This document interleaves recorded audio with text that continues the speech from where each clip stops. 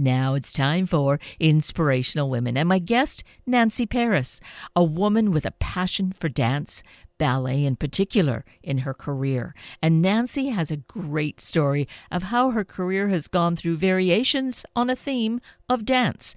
Now as a new author of The Adventures of Lilly Nilly. Nancy Paris, good morning. Thank you so greatly for being with us today. Thanks. It's wonderful to be talking to you. And it's wonderful to be talking about you and this amazing life that you have created and continue to create in what you're now at a stage of writing these children's books, the first of which I hold in my hands, The Adventures of Lilly Nilly. Pardon my French, it's the Language of Ballet, which then touches into a previous career. Actually, I think it's probably an ongoing career that's related to dance. Is that right? Yes. I mean, I retired from performing. I was a performer and a teacher for many, many years. And I retired about 8 years ago, but I'm still, a dancer at heart. It's part of who I am, and it's something that I cherished. So that one thing that's really wonderful about that, saying the word cherish, you obviously landed in the field of what was important to you and able to live it out. I mean, what could be better in life than realizing those kinds of dreams? It's true. You know what they say, if you do what you love, it doesn't feel like you're working. And for many years, that was the case. Dance is a very hard profession, but it's also a very playful profession. And there's a lot of creativity. There's a lot of camaraderie amongst your fellow dancers.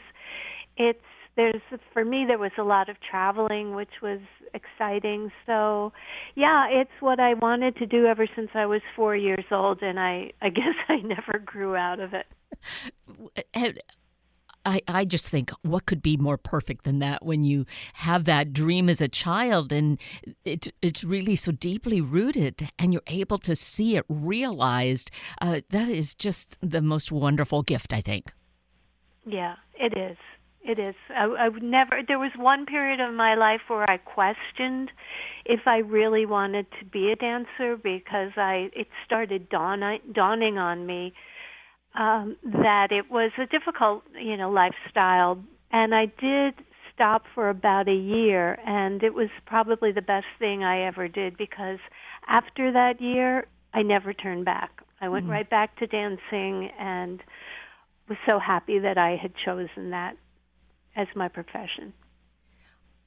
I love dance, watching it. I marvel at the movement and just, the elegance and, it either singularly, so that's one thing, but doing it in terms of the group. I don't even know what the correct term is for that. But when you do the performance on stage, just watching all of that synchronized, I mean, it's so exhilarating. Yeah, and for the performers as well. You're in a company, you get to know these people intimately, you work 6 to 8 hours a day. I was working at certain points 6 days a week, and then getting out on stage, and it's an indescribable feeling. The love that you have for your fellow dancers and the love you have for the audience, especially if they're an appreciative audience. It's one thing feeds on the other. It's really magical. And yes, so that feeding back and forth is certainly a key part of it. And so those of us who don't have that talent but are able to watch it, it fulfills something within us. I think there's something about being able to vicariously live through the dancers' movement that everybody can tap into. That's why I love some of the dance shows that are on TV that take people that are not dancers and they put them in this world big time. And the transformation that these people go through, it's as a dancer, it reminds you of why you wanted to dance in the first place. It's really wonderful. Oh, that's so great. So you do indulge in that. You watch some or many of the dance shows? I watch some of them, not all of them. I've had friends performing on some of them, which is always, fun to see. And I like to see what's going on because dance is evolving so quickly. It's interesting to see how the training has evolved. It's just like in the Olympics where people are performing skills that they never would have dreamed of doing 20 years ago. And it's become almost routine. And the same thing in dance. The training is just phenomenal now. So you have these wonderful dancers who are so expressive, but they also have another layer of technique that was unheard of years ago.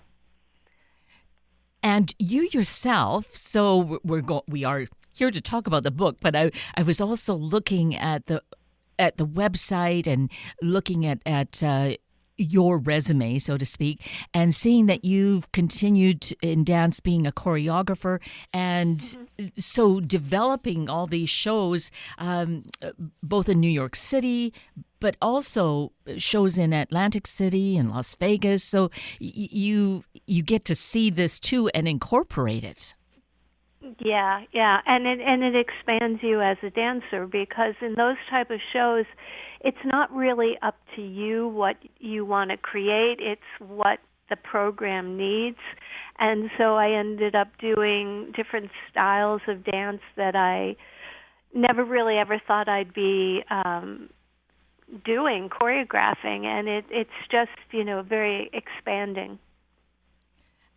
So. That is all so exciting, and just looking at it kind of from the outside, at the perspective of a career, like how it keeps evolving, that it's not just this one niche, that you find different elements of it so that you're choreographing, you're creating other stories, and now you are also an author and are creating this series of children's books. So the first one with Lilly Nilly is certainly quite entertaining, and she is quite a character. Is that based upon yourself by any chance? It is, but she is whereas Lilly Nilly is very outspoken and questioning. I had those questions too, but I was too shy as a child to ask, so I just kind of went along with what I was supposed to do, whereas Lily she'll do it, but she wants to know why she's doing it. Isn't that is so wonderful to be able to then put yourself back into your childlike self or your child self and ask these questions and explore that, and you're free to do so with, no repercussions. Yeah, as I have Lily say, I'm 6. If there's something I say that makes no sense, it's because I'm 6. Yeah. Isn't it great to have that fallback? Can we use that now, I wonder? Not quite. So was this also an idea that was in your mind to write at some point, or how did that come about for you, Nancy? Well, it's funny because when I was teaching children, and this is going back, at least 15 or 20 years, the kids were so adorable, especially the little ones, the pre-ballet set. They would say the funniest things to me, and I would go home and write it down, and I thought somewhere, somehow, I'm going to use this material because it's priceless. But I was too busy with my career, and I was running a dance company, and I kind of put that whole idea of writing on the back burner. Once I retired, and this whole creative side of me just kind of left, I was still involved in the dance world, but more producing rather than actually, performing or doing a lot of choreography. And there was really a hole in my soul where I and I couldn't fill it in any way. And once the pandemic hit, I was stuck in a one-bedroom New York City apartment with no balcony, no access to the outside other than actually going out. And there was a time when it was very scary here in the city, and I just didn't want to go out. We didn't really know what was happening. So there I was in my room, and I had nothing really to do, and I started toying with, I can sit at a desk, I can write, so let me do that. And I had all these lofty ideas about these subjects that interest me, but I really have no knowledge or expertise in.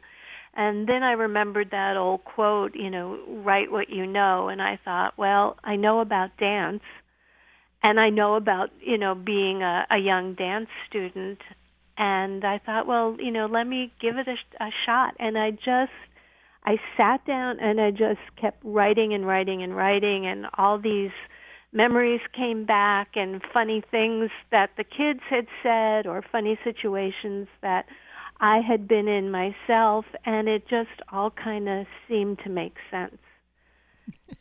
And then the pictures, because I had a friend who was kind of coaching me through this, and she said, well, you need to do some illustrations. And I said, I can't draw. So she said, do it. So the first set of illustrations I did were a bunch of stick figures in clothes, and she kept saying, you can do better than this. So I just kept drawing and thinking, well, I'm going to get an illustrator, but I want to let the illustrator know the images that are in my mind so they have a jumping off point. And I would show the pictures to friends, and they'd say, this looks like a 6-year-old did it. It's perfect. Use them. So when I finally got a book designer, she said the same thing. She called it primitive art. But so I just started drawing, and then, drawing and redrawing, and, my proportions were all wrong. But I kind of, over the course of these months that I worked on it, taught myself to draw. So I'm doing a second book now, and I'm looking at the illustrations, and I'm thinking, this doesn't look so much like a 6-year-old. And I said, well, but now she's 7, so it's okay. Right.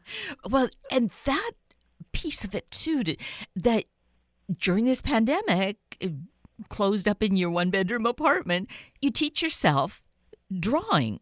Not that that was necessarily the original goal, but it evolved, and there's just this whole beautiful theme about your life that I feel all of us need to observe and realize we can do it too, that there's this evolution that goes on, and, just let it kind of roll forward, and look what we can become, and look what we can create.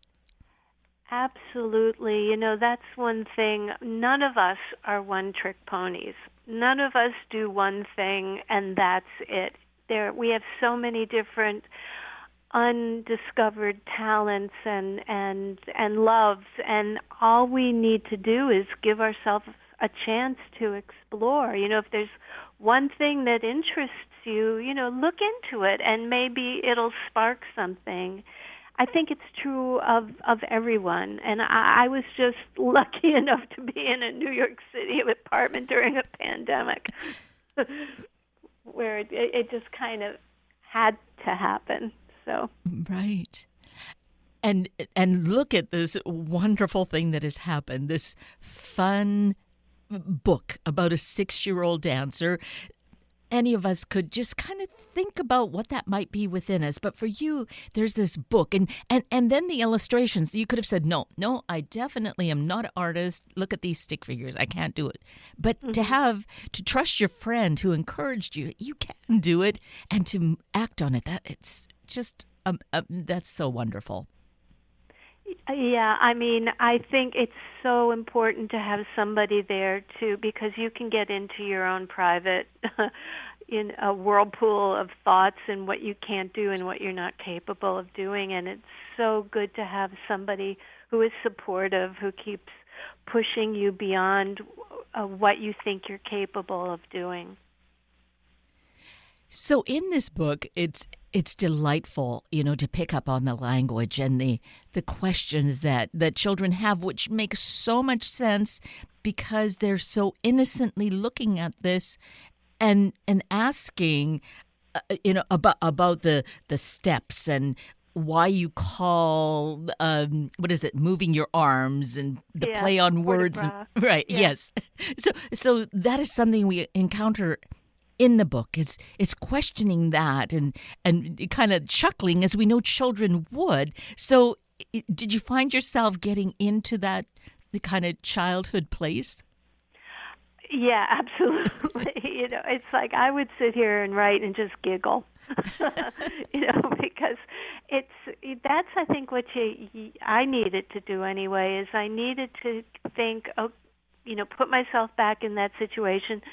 I have very clear memories about certain incidents that happened when I was very young. And my mom would say, "Oh, you don't remember that. You just heard us talking about that." And I'm thinking, no, I remember that. So, just putting myself back there and thinking, what would I think, or what would I have been thinking when this was all going on and reacting to. So, yeah, I mean, some of the things were based, I drew on from other children that I was teaching and some of their questions. But, there was a certain amount of time travel in my mind that I had to do. And was that fun to do? Absolutely. Yeah. I mean, there's still a big part of me. That's the one thing that I've always kept with me, is that I have a very childlike take on the world sometimes. And sometimes it's a little too, idealistic, but I would rather it be that way than the other way, than the opposite. So yes, it was a good exercise. We do need to have those of us who will keep the positive, hopeful part of that energy up there. Otherwise, we're in more serious trouble than we are. Yeah. Absolutely. Yeah. So it's great to have that escape. And I think then I did not have dance classes. I had music classes when I was a kid, but I did not have dance.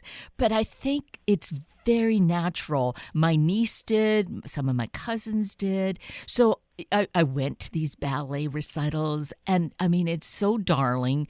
I think there is this adult audience as well as children who are going to love this book because it's going to bring back memories just like you had in writing it. Yeah, I think so. I mean, it doesn't necessarily have to be, that you needed to be in a dance studio to understand it. I mean, there are some characters there that we've all experienced as kids, the kids who call you names, the kids who do crazy things like, see a bar and hang upside down on it because they think it's just a bar, I saw somebody commented on one of my Facebook posts and said, hanging upside down on the bar. And the bar is the wooden bar that's in all dance studios that you hold on to when you are first warming up. She'd say, I would never allow that in my dance class. And I said, well, no teacher really allows it, but you turn your back for 2 seconds and boom, there it is. There's a kid hanging upside down. So they see and they make a conclusion, and it's not necessarily the correct conclusion for the situation that they're in, but it is a conclusion. Right. So if it's a bar, you hang upside down. Yes, especially if they've been out in the playground or they even have it in their own backyard. Yeah. They might be doing that. So, and that's the delight of it, is to realize these kinds of interpretations, and really no one better than a child to see things so innocently and get us to really kind of wake up and say, oh yes, I could see how that can be. and innocent, but also literal. I mean, kids Yes. are really literal. So you say something and they don't understand that it's, an express, like carpool, for example. Yes. Thinking that Lily thinks that because she's going to go in a carpool, she probably should wear a bathing suit. Right. Yes, those sorts of things that we understand the meaning, but a child, yes, taking it so literally is Hmm. just so delightful. And language, of course, there are the French words that are interspersed, which is fun. But I didn't realize that Irish was actually a language too. Well, then Lily's mind it is. My mom was Irish. So there's that authenticity. Yeah. Oh, yeah. So it's so delightful. This, it had me chuckling and laughing that it was just so uplifting in that way. So, and for children, they will relate and say, "Oh yes, absolutely." They can identify that they're in that place or they've been in that place. So I think there's just so much fun experience here of just learning and enjoying. It's funny because before I published, I wanted to test market it, so I sent the manuscript to friends' children and grandchildren. And one little girl, she sent me back the manuscript with her own notes marked, and she would circle something and say, "So true." So true. Oh my goodness. She must be quite a handful, I would think. Yeah.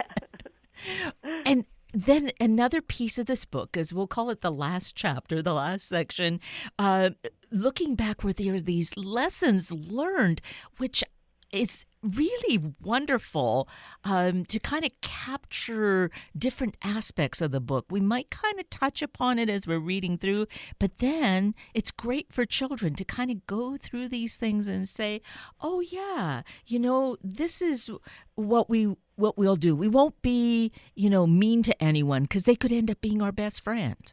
Mhm. Mhm.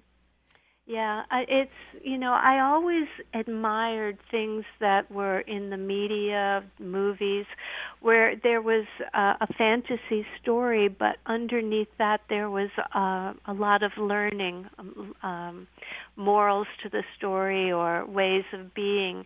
And I wanted to incorporate that aspect into just the entertainment factor of a funny little girl in a ballet class, that there were really some life lessons there that I've come to learn as an adult. And that thing where they say, "What would you say to your younger self?" Yes. It's kind of like that. Right. Yes, this is really such a wonderful, and I feel a must-have book. It's a great gift either to some children or for oneself, because it's just, I know I just have thoroughly enjoyed reading it. I'm looking forward to the next one, and I know that it's in process, right? It is. It's called 7 Summer Situations That Were Not My Fault. And it's Lilly Nilly in her summer between first grade and second grade. Oh So my. That sounds like that can be a lot of important adventures. So she there is gets a into website. some trouble. Yeah. Yeah, there is a website. And that is? It's lillynilly.com, and Lily and Nilly both have 2 L's in them. So there's that. You mentioned or alluded to Facebook, so you are also found on Facebook, and we can Yes. find out more. Yep. It's I forget the it's Is it pardon my at? French. Yeah. Pardon you. Okay, and then I guess this is Twitter at Adventures of Lilly Nilly. No, No. that is actually the Facebook at adventures.lilly.nilly.com, something like that is the Facebook. Okay, and I think we can connect to that through lillynilly.com as well. That's an easy transition, right? Yeah, there are links on the website, yeah. Right. Along with so much other important information about you, about the book. And then just thinking about you and how I think you just really epitomize for us what is possible for us, to keep reinventing ourselves. And still, it's just very like variations on a theme in music. I guess there's variations in dance, but variations on a theme in life. Yeah, absolutely. Yeah. I mean, there's so much more that all of us are capable of doing if we just give ourselves the permission to do it. And you mentioned early on, Nancy, how dance is a hard life. And I think sometimes we hear some stories about dancers and, just what it does physically, the endurance, what it does to your feet. Is there some serious injury that goes on eventually? Yeah. I mean, I've had, and there are, younger people who have had hip, knee replacements. It's such, especially ballet, it's so unnatural. The turnout, the extension, you are constantly asking your body to go above and beyond what it feels comfortable doing. And over time, you do that long enough, over time, that starts to, those injuries start to accumulate. And I've had dancer friends who have had to stop their careers before they were ready to because they had an injury that was just too difficult to work with. Oh, that's rather gut-wrenching. I hope you didn't suffer serious injuries. I actually did, but I just kept going. So I had no problem. I was an advanced I was already professional. I would have a really bad injury, but in order to keep moving, I would put myself into the beginner classes where the demands were not as difficult, but it was still keeping me going. And eventually things all, healed. Well, thank goodness for that. And then you knew it was time to transition to these other phases of your dance life. Yeah, there comes a point where, you're standing next to a 20-year-old dancer and it's like, there's no way. Yes, there are things. I think I heard that recently in terms of the Olympics and skaters and things that the pre-teenagers can do that, after 16, it's not really quite feasible. So it's probably very similar in that way. Yeah, your performing life as a dancer is very short compared to some of the other arts. Certainly fine arts. You can paint or, well into your golden years, but not so with dance. There just is a point where the body can't do what it needs to do. But then there are other dancers who adjust, who learn different ways of movement that are within their capabilities and are wonderful, beautiful artists and deserve to be on a stage. So I danced well beyond what the age most people retire at. I mean, I started a second career in dance in my early 50s. So that's when a lot of dancers are turning to other professions or retiring. So I had a good run, and I loved almost every minute of it. But I'm happy that I found this other outlet. And I was thinking just the other day, I used to kind of when I had a really great performance, I would relive in my mind everything that was wonderful that I enjoyed, and I start doing that with the writing. I go back and start thinking about some of the things I wrote and thought, that's pretty funny. that I really liked doing that, and so it was a similar type of enjoyment. Well, that is wonderful. You're such an inspiration. I just appreciate so much how you've approached your life and just really, kind of took it in hand, savored it, and just keep experiencing forward. It's just delightful. Oh, thank you. I say always look forward, never look back. Another great lesson for all of us.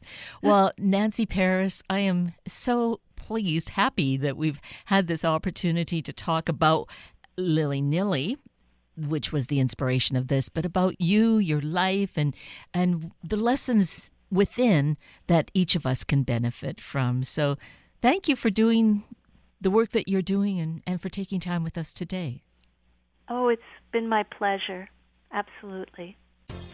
That brings us to the end of a very full hour of Inspirational Women with Nancy Paris and Sunday Morning Magazine with Dr. Carlin Woolsey. I'm Kate Daniels, your host, and I greatly appreciate your sharing this hour with me and these special guests. For details you might have missed or information you'd like to know, please just send me an email, kated@warm1069.com, and I will get right back to you.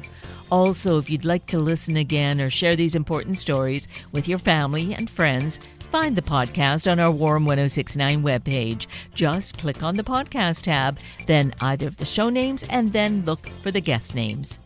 I now wish you and your family a day of good motion to build good health. Have a week of the same, and then please plan to join me again next weekend for another hour of Sunday Morning Magazine and Inspirational Women on Warm 1069. Good morning.